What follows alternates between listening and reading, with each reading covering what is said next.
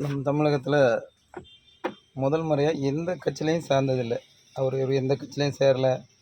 ஒரு ஒரு எம்எல்ஏ ஆகல, ஒரு பஞ்சாயத்து தலைவர் ஆகல. ஆனால் எதுவுமே இல்லாமல் கட்சி துவங்கி 2 வருஷத்தில் தமிழ்நாட்டோட சிஎம் ஆகியிருக்காரு. இது எவ்வளோ பெரிய சாதனை! உலக லெவலில் இது இருக்குமான்னு கூட எனக்கு தெரில. ஆனால் நடந்திருக்க சான்ஸே இல்லை. ஏதாச்சும் ஒரு கட்சியில் ஒருத்தர் உறுப்பினராக இருந்து அவங்க ஒரு பஞ்சாயத்தில் அப்படின்னா கூட எதுவுமே இல்லை. எந்த ஒரு இது இல்லாமல் மக்களுக்காக சேவை செய்யணும்னு சொல்லி வந்தவர்.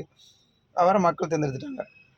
அவர் எல்லாமே ஒரு என்ன சொல்கிறது, அவருக்கு ஒரு அனுபவம் தான். கொஞ்சம் கொஞ்சமாக தான் கற்றுட்டு வரணும். அப்போ அவர் கொஞ்சம் கொஞ்சமாக முன்னேறி வருவார். அதுக்கடையில் நிறைய ஏன் டார்ச்சர் பண்ணுறீங்க? கண்டிப்பாக மக்களுக்கு நல்லது செய்வார். நல்லதே நடக்கும், நம்புவோம்.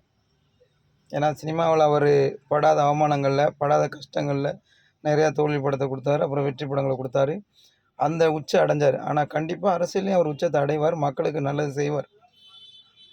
எல்லா செய்கிற தப்பும் தாவேக்காக செய்கிறாங்கன்றாங்க பசங்க.